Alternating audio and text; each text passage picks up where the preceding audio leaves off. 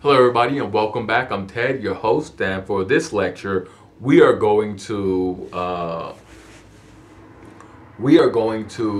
continue right along with our reflections on the end of our course, um, picking up where we last left off. I mean, and our course is just going through just a broad reflection on American ideals and passions, American policies, American good fortune, ideas related to manifest destiny, and of course exceptionalism. This idea that the United States has this great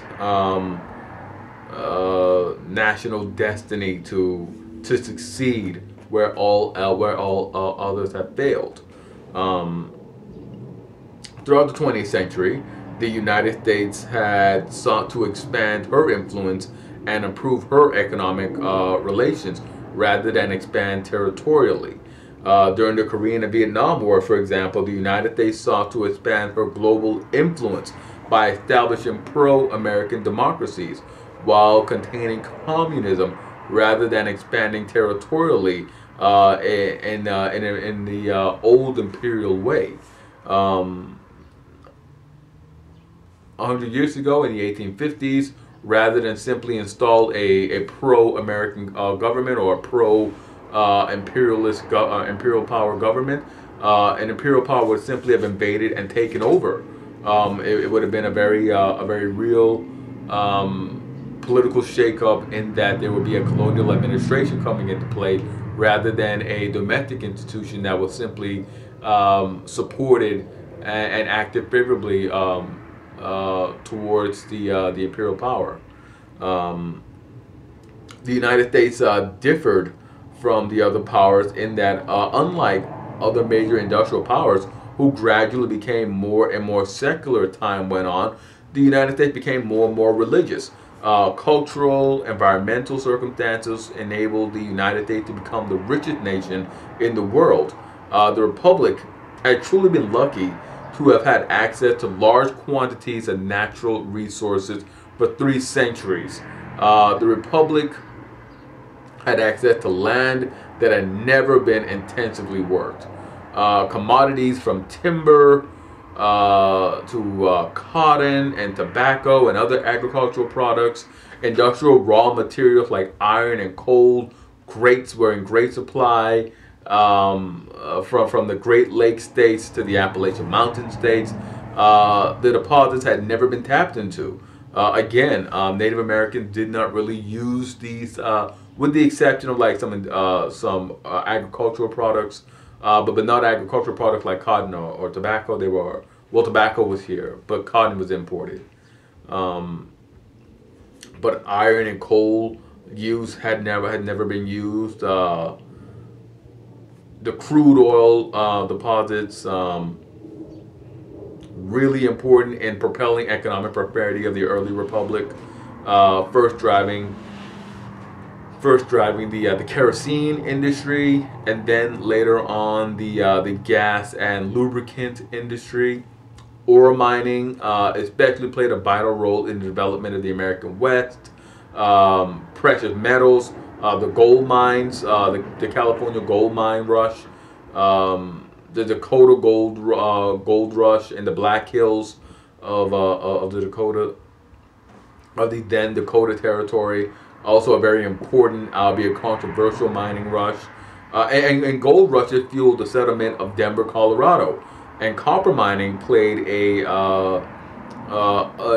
very pivotal role in boosting the settler population of places like Arizona and Wyoming. And it continues to play, copper mining continues to play a very successful role in the mining of the contemporary economies of western states like Arizona and Wyoming. Silver mining continued to play a very prominent role in the economies of New Mexico and Nevada. Iron mining, of course, still in the Masabi Range, still very prominent. Logging in Washington and Oregon, still very prominent. Um, where else is iron mining taking place? Pennsylvania, Minnesota. coppers in the Upper Peninsula of Michigan. Oil still popular in Indiana. So yeah, these resources continue to fuel our contemporary economy. Um, Now, access to raw materials have proven to be vitally important to industrial nations like Japan. Uh, the lack of raw materials, the lack of the vital industrial materials, set Japan on a collision course with the other powers. As Japan sought to establish control over regions with mineral wealth to compete with global rivals. The United States also boosted the interests of immigrants and also citizens by promoting these rags to riches myths that attracted thousands to try their hands at business or even just work up from lowly industrial positions. Um, Now, while it is true that only a few succeeded, the incentive was so great that many decided to take the risk and develop new ways to strike their fortunes.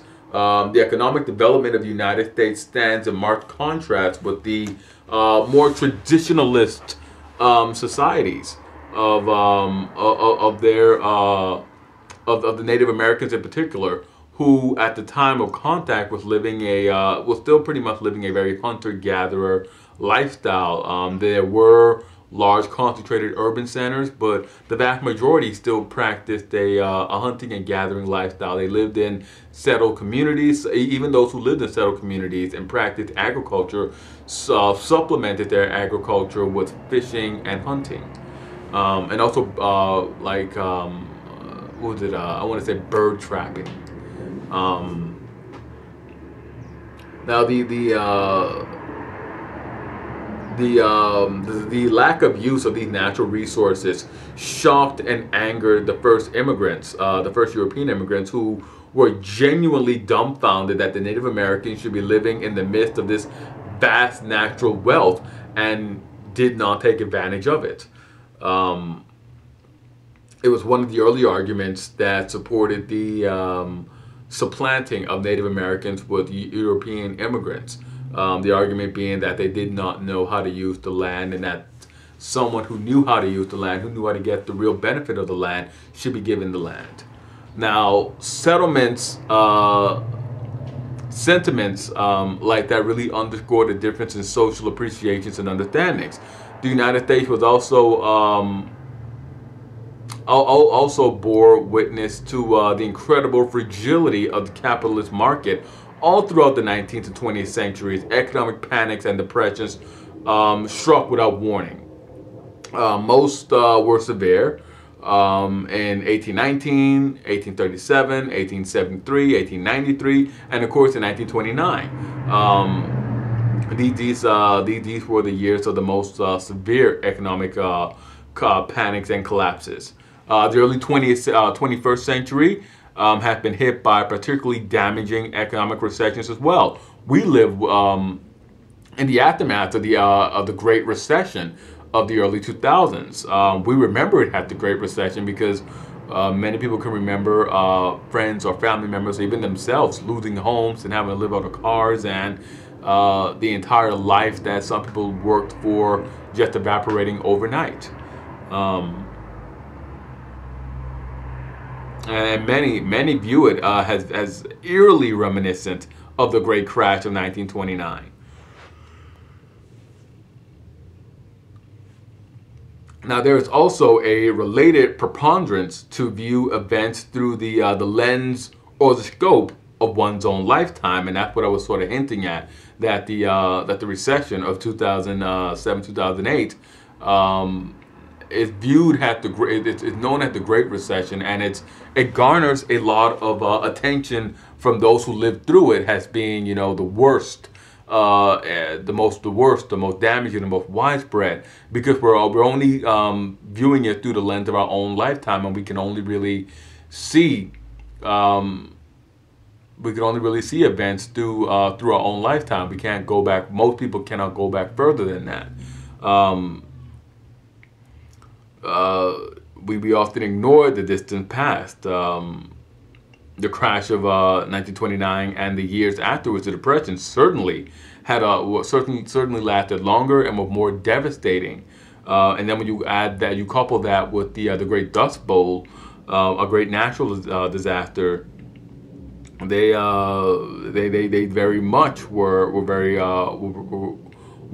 much more severe social collapses and natural disasters and natural calamities that beset the Republic.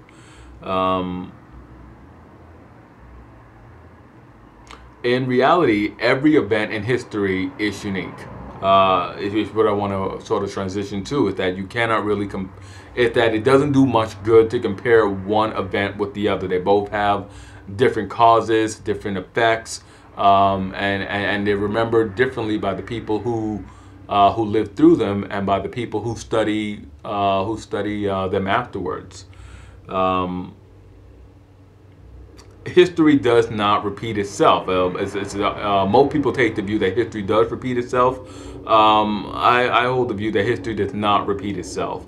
Patterns of human behavior do repeat themselves, and they are analogous to these boats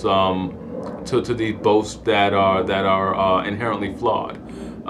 They really transpose conditions from one event that may conform to a reality on another event that may not conform wholly to what they're arguing, and it often leads to disastrous effects. Another and this is sort of like my closing arguments in the analysis, and it's sort of not really the analysis but the reflection, and it sort of drops onto the idea of who matters in history, and really who matters in history reflects what we desire to know as opposed to what we don't want to know. The grand narrative focusing on white male history had been the standard, pretty much the standard up until the 1960s. After the 60s, there was this sort of breakout in which African American history began to be promoted. Afro studies courses, women's history began to be promoted. Women's studies courses were then promoted. Native American history, Native American study courses, and so on. All of the groups that have been here since the founding of the Republic, but were not in the white male bracket, began to find new outlets and began to be included into history. And most importantly, the great man narrative. And early on, well, not even early on, but throughout this course, we sort of, and it's a sort of a nod to my training and in schooling as a student and indoctrination as a historian. We were all taught the great man of history narrative, in which all great events, all great changes can be attributed to one man. One man sort of led the change. One man sort of dominated the scene. We had a lecture on Washington, for example. We had an examination of the life of George Washington. We had an examination of the life of Frederick Douglass. Examinations into the lives of Fannie Lou Hamer, into Jane Addams, into Theodore Roosevelt, into Bill Clinton and John Kennedy, Franklin Roosevelt, Herbert Hoover, even John Rockefeller and Andrew Carnegie. We examined their lives, as opposed to examining the social, the social events that brought them to power. Although we did look at those social events too, Reconstruction, Redemption, the populist movement, the motivations for founding the colonies, and then also the colonists' reactions to being excluded from government. The petition of the Pennsylvania colonists to the Penn family for a Charter of Liberties, the Virginia colonists and their founding of the House of Burgesses, the Puritans who founded the Massachusetts Bay Colony and the Plymouth Colony, and in particular their writing down of the Mayflower Compact. Sort of echoes, who matters in history, what matters in history, the dichotomy of the great man versus the greater social history, and my attempt to sort of portray both of them, and to sort of edge or nudge along a little bit more to the social aspect of history, the more promoting more of the societies in history. And really, what we have now is is exactly that. We're seeing the grand narrative of history sort of being expanded, and I think expanded kind of beautifully, in which we have much more groups being represented. It's no longer just the history of the Republic is no longer just the history of white males. It's the history of African Americans, of females, of Native Americans, Hispanic Americans, Asian Americans. It's everybody's. It's everybody's nation. It's everybody's country. It's everybody's republic, and everybody is represented in the telling of the republic. Is represented in the telling of the history of the republic.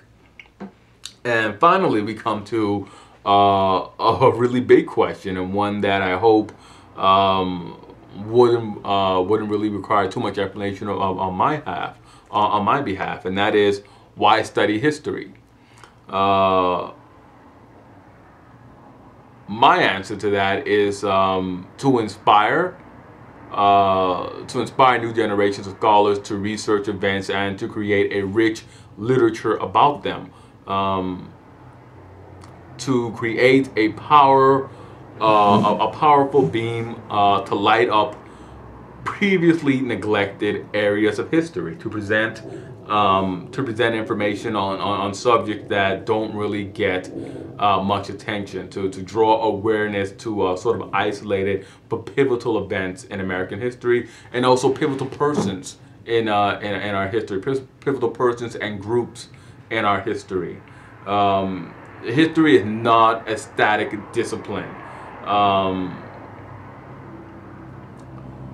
Studies is really a very dynamic study area that that involves more than just the facts about dead people from the past.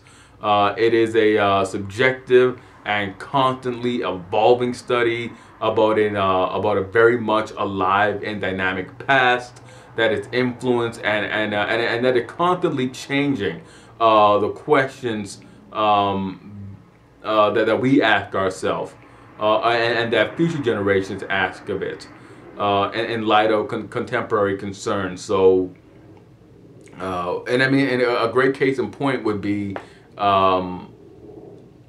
Black History Month. So, as I alluded to earlier, the history of the Republic was only the history of white males. Carter G. Woodson, an educator, an African-American educator, began this concept of devoting 1 week a year to teaching students in his school, in his classrooms, about African-American history, because it had never been done. And this was during the height of Jim Crow. It's a very novel idea that soon expanded from 1 week to 2 weeks, from 2 weeks to 3 weeks, until finally it was a month. And the month, the week that it all began in, was the week that coincided with the birthdays of Frederick Douglass and Abraham Lincoln in February. And that time was chosen because Frederick Douglass was, of course, still the greatest African-American leader. I think Jesse Jackson was like a close second. And of course, Lincoln had the reputation of being the president who oversaw the Civil War.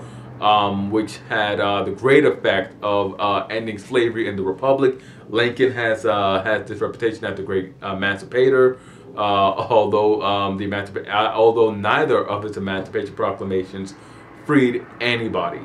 But that evolution of taking of linking this new idea relating to the study of the past with two great figures from the past to combat what was happening, to combat contemporary concerns, sort of highlight what I just said.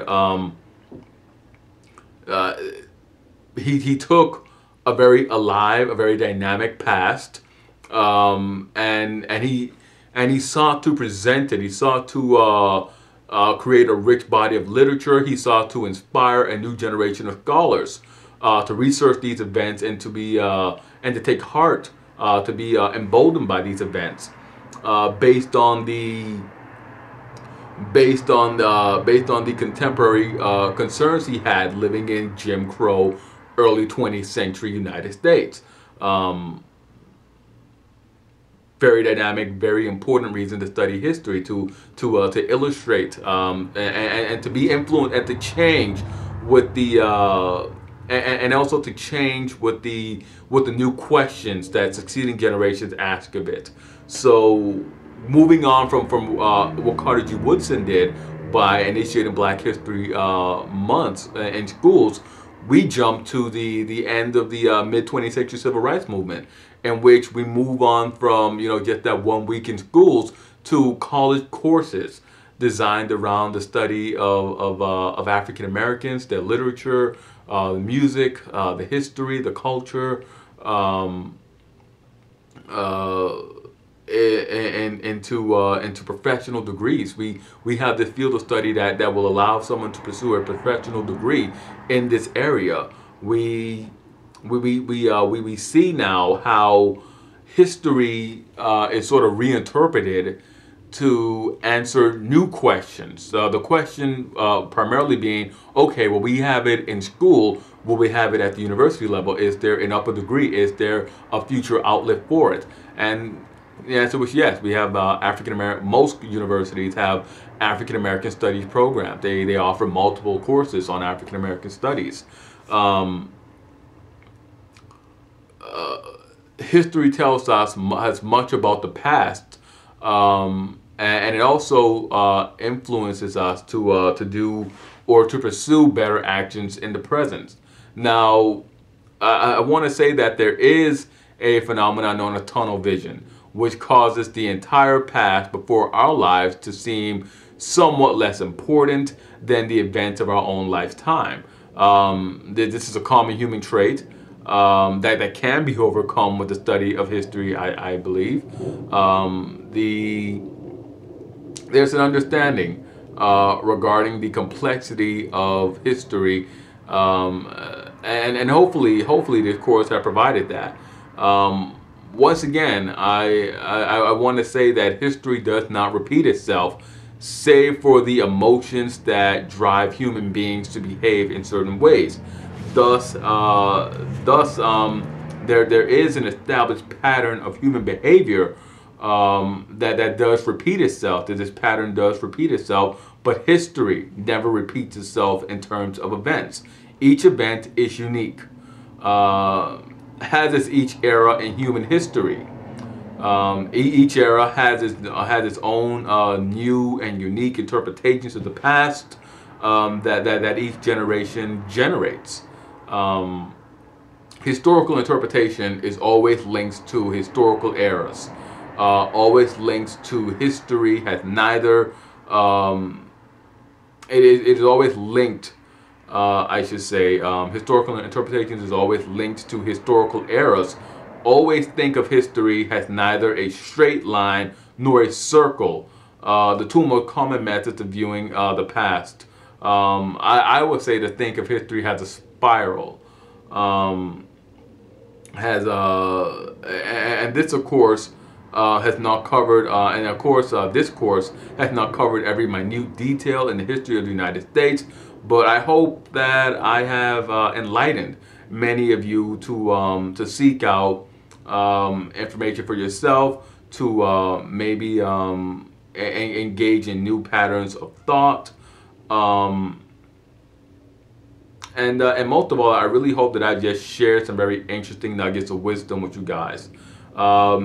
There's always a different light to be cast onto the past, and I hope that you guys, moving forward after the course, do exactly that. You go out there and you look into events for yourself, and you come to an interpretation for yourself. And there, one of the things that I also hope to have enlightened or to pass on is that there's always going to be different interpretations. I speak regularly through the course of the controversies regarding events, and the controversies are mainly just differing opinions, differing ways that different groups or different persons view the past, and how they view the what was the right course for the past, and what would be the right course if the contemporary republic were faced with the same dilemma. What would be the right course to pursue?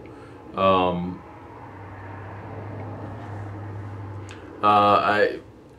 with that being said, I'd like to end there. I have one more video, I should say, or at least one more thought. Not a video, but just a thought. It's two sort of end of the year activities to do, or at least that I like to do. And one is called "We Didn't Start the Fire," and yeah, it's a nod to the Billy Joel song "We Didn't Start the Fire." Billy Joel, of course, came of age. He grew up and he came of age during the Cold War, and he told the story of how somebody once told him that nothing important happened, and that it during the time period, and that it inspired him to just write down all of the big events. You know, he recalled Marilyn DiMaggio, he recalled Malcolm X, Pope Paul, Sputnik, the Afghan War, the Thalidomide, the Edsel, the car created by Edsel Ford, and a number of other events. And one of the activities I like to do to close out the year is to simply have students simply write out, you know, events, maybe one event from every year if they want to, but one event for every year of life that they've had.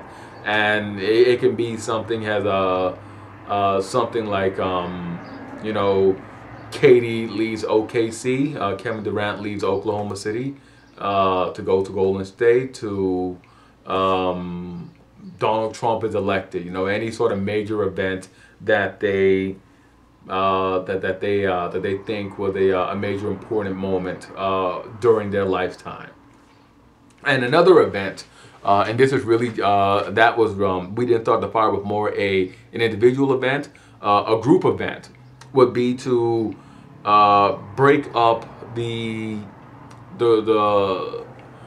preceding eras, going from 1492 to the present, into 80-year blocks, and to have the class sort of go through and sort of live out the life of somebody, and just mark the great achievements or the great moments during the person's life.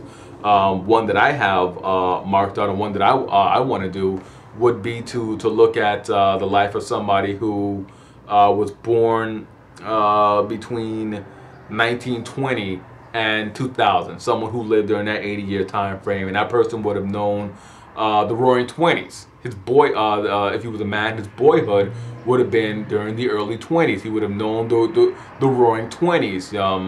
We can think of the scenes from Once Upon a Time in America, where they're just living it up. The person would have known the financial panic of the stock market crash, 1929. The person would have seen would have known the Great Depression. The person would have lived his adolescence through the Great Depression. He would have had this unique these unique memories of the good life of the Roaring Twenties, movie pictures and affluence and a chicken in every pot, and the hardships, the grinding hardships of the Depression. From there, this person at around 1920 would have been drafted into the military. He would have fought in World War II in either the Pacific Theater or the European Theater. This person would have been demobilized in 1945, 1946, would have seen the opening moves of the Cold War, would have probably been a beneficiary of the GI Bill, would have maybe become the first person in his family to have a college degree, would have been a member of the first suburbanites, peoples who moved into the American suburbs. The person would have raised his family in the 60s. The person would have picked a side. Kennedy, he would have cast the ballot definitely in the Kennedy-Nixon political race. The person would have picked a side on civil rights, either being for or against civil rights. This person would have lived through Vietnam, and maybe if this person, the person may have had a son who would have been just about draft age in 1968. Maybe not 1968, but if the person had a family beginning in 1946, the person began a family in 46 or in 47, would have had a son, or maybe a couple, or maybe multiple sons who would have been eligible for service in Vietnam. Would have had maybe nieces and nephews who would have been eligible for service in Vietnam. Maybe that person may have supported it. Maybe that person's sons may have been against it. It would have definitely affected the family.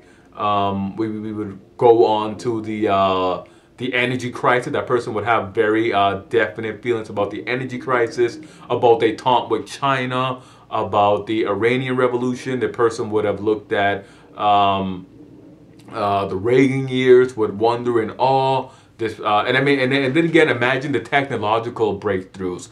The person would have known only the radio, and then the person would have known the home television, and then the person would have known colored home television.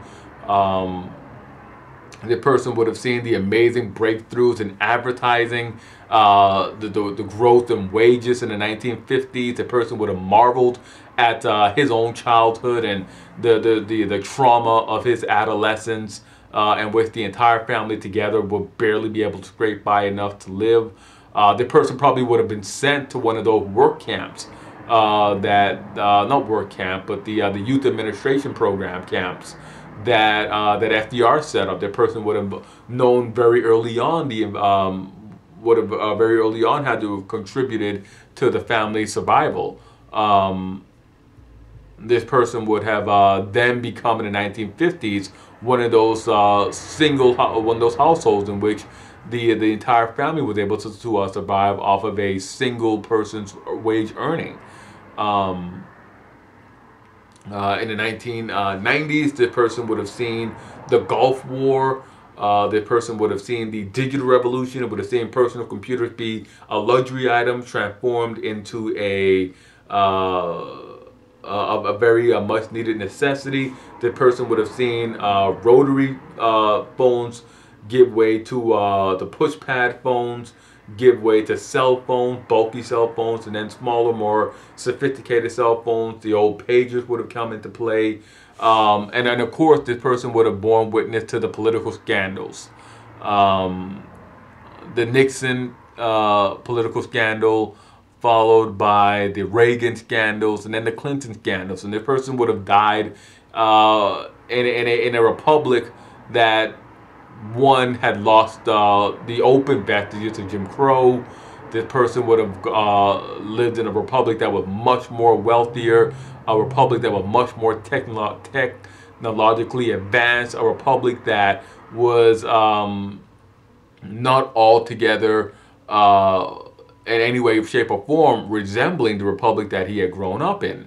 And with that, I'd like to break and end and thank everybody for watching and for paying attention to my long-winded ramblings. Thank you guys, and hit like, subscribe, and comment. And I will see you guys next time in future lectures. U.S. History was just the first course, but I have other courses planned. And stay tuned, because I will be coming back with more lectures.